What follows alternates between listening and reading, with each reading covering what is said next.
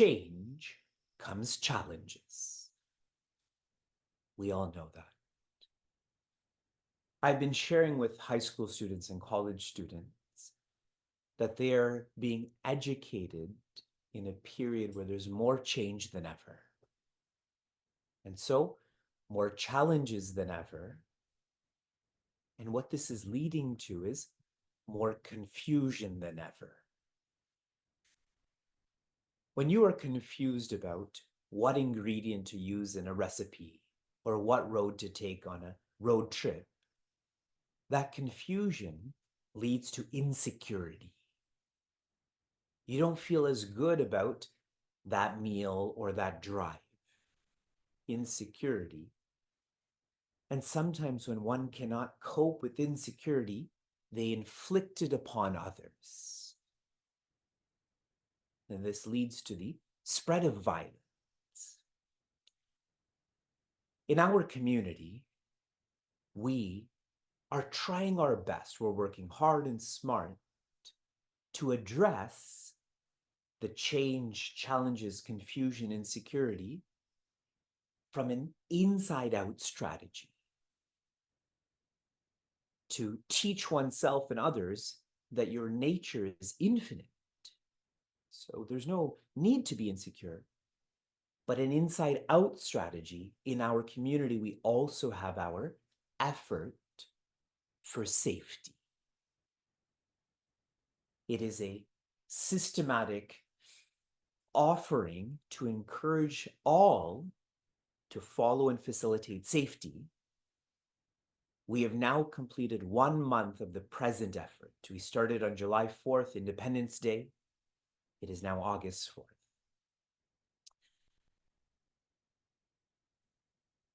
In this satsanga, we are shifting our focus to not intimate partner violence that is still being focused on, but violence amongst young people. Our college students, our high school students. Vulnerability applies to all ages.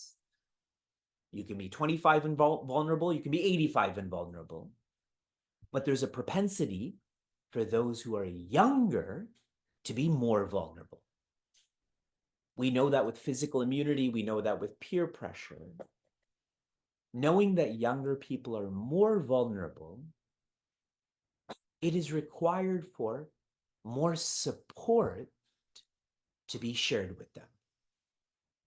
Support at all levels, in terms of education, in terms of counseling, in terms of not providing access to firearms. This support comes from people who feel the vulnerability of those who are young. And that means you.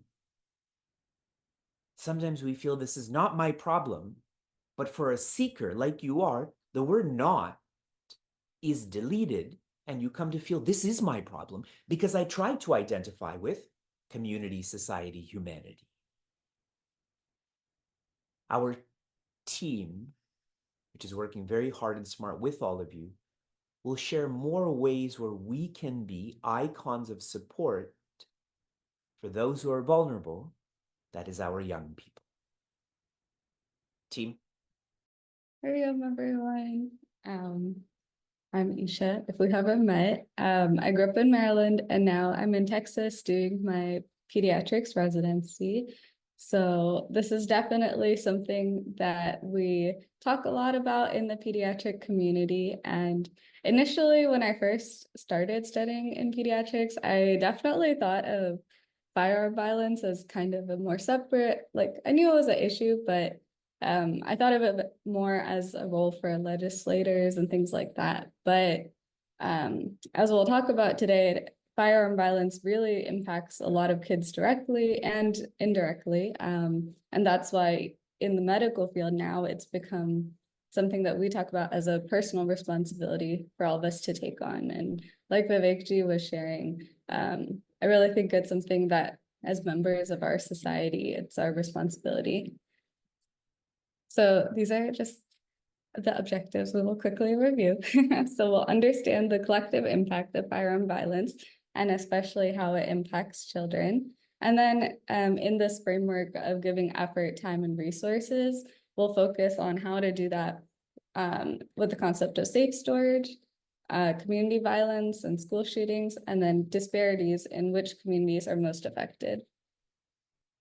So just a quick overview of the collective impact. I feel like these are the statistics that we're anyway pretty much barraged with and has led to a lot of desensitization, but it's just important to think a little bit about how firearm violence, it's not, of course, like the numbers are often those who lose their lives, and that's an increasing number, but we also have to think about those who are injured. Like in our world, we see a lot of kids who have like paralysis injuries or no longer able to eat food because of their injuries. Then those who directly witness the violence, and then those who lose loved ones. And then from an even bigger perspective, people who are exposed to violence going on in schools. And then as an overall society, there's definitely increased fear and this national trauma response that's going on due to the impact of all of this increased violence. And then kids in particular are a vulnerable population. Sadly, firearms have now become the leading cause of death for children and teens. So that's more than car accidents, more than heart disease, more than cancer. And with this increased exposure, there's also increased fear at young ages. So this is a pretty sad statistic for me to see that 1 in 3 kids ages 6 to 17 fear a school shooting. And they ranked what the top fears was, and this is only second to bullying. So I put this picture in the middle because I feel like when I was in elementary school, my biggest fear was this kid in the middle. He has like 3 hula hoops on him. He can't navigate. That's what we usually think of when we think of fear in kids. But now it's a lot more of a serious matter, and it's really hard to navigate at any age. But we can give our effort, time, and resources in these different areas. So one of the biggest areas that we focus on is safe storage.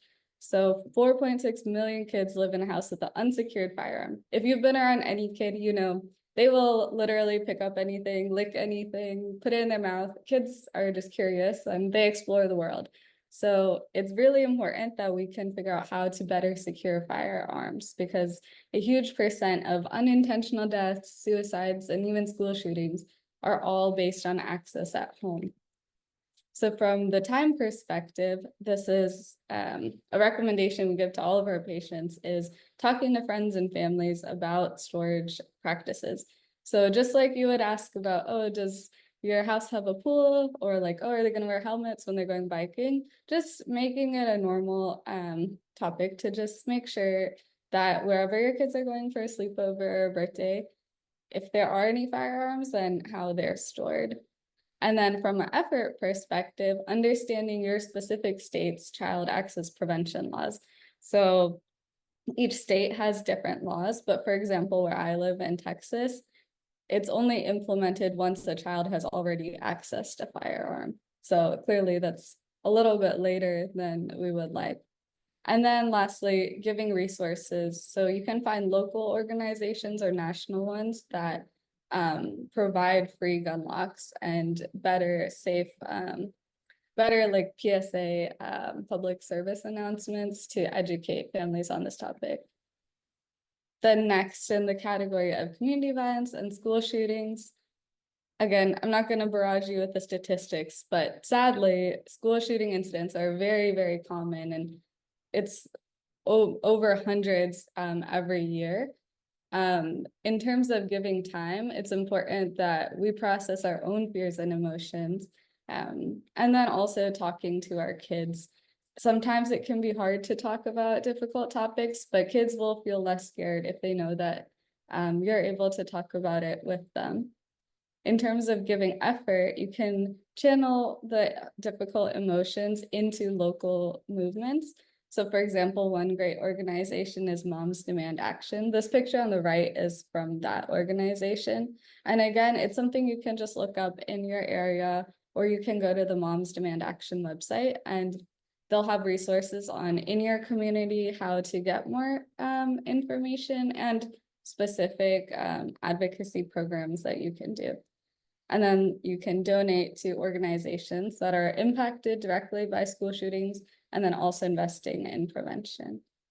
And then lastly, even though all of us are impacted by gun violence, it's definitely clear that certain communities are impacted more. And this is what we always talk about in Vedanta, about our responsibility to make sure that we're serving everyone in our community. So sadly, there's a huge correlation with firearm violence and being in the highest poverty levels, as well as racial disparities. So 50% of youth who die from firearms are Black, even though they're only 14% of the population. But there's also a lot of data that things that we can do to work on this are comprehensive approaches. So if we work on programs for housing and childcare, if we have more clean vacant lots, well-lit area, street outreach programs, all of these will help us grow the community, and that in turn leads to lower rates of firearm violence. This is a speed example. In Dallas, they found almost all of the gun crime is in Southeast Dallas. And specifically, there was one intersection where it had the highest rates. So they transformed that area into this plaza, and it went from the highest risk region to the 463rd region. And then one of the programs that Safety of Society is really working on donating towards is ROCA. So this is an example of how investing in our youth can help with this cycle. So working with youth to deal with trauma that they have witnessed their whole lives, and then also work with law enforcement to see how we can better, as a community, serve these youth and navigate the difficult climate of violence in a way that's more productive. So just to summarize, for caring for our communities, the way you can give time is understand your specific strengths. I really like that Dallas example because it was totally led by someone who has an MBA and background in programming, and he used the data impact to then advocate to the mayor to see how we can target these specific areas. So see what ways that you specifically can help your community, and then talk to your kids about ways that they can help, like whether it's mentoring at the library after school, or otherwise volunteering at their local elementary school, transitioning to like giving effort, maintaining green spaces, and then on a broader scale, advocating for increased community funding and supporting local and national representatives that have a platform dedicated to strengthening the community as a whole. And then you can give locally as well to safe street programs, and then invest in our youth, like the programs that we're focused on here with ROCA and Guitars Over Guns. Okay. That was a barrage of information, but if anyone has any questions, there are many ways that we can. I know sometimes it can be a little overwhelming seeing all of these statistics, but I think it's just nice to know that we are all part of the same society, and it's part of our responsibility to figure out how we can channel our strengths and these difficult emotions into caring for our communities. Thank you, Isha. And it wasn't too much information. It's all relevant. This is affecting all of us. And imagine I was living in that community in Dallas, and I would never feel like this is too many details, too many facts and figures. I would never feel that. And here is where, if we're training ourselves in sensitivity, we will feel this is affecting me in a relative way, that this is a human being, but in an absolute way too. If we're training ourselves in infinity, then every person's struggle is our own struggle. They're good for everyone. We're working hard and smart to communicate, to inspire, to donate. We're giving our effort, resources, and time. Shanti, Shanti, Shanti.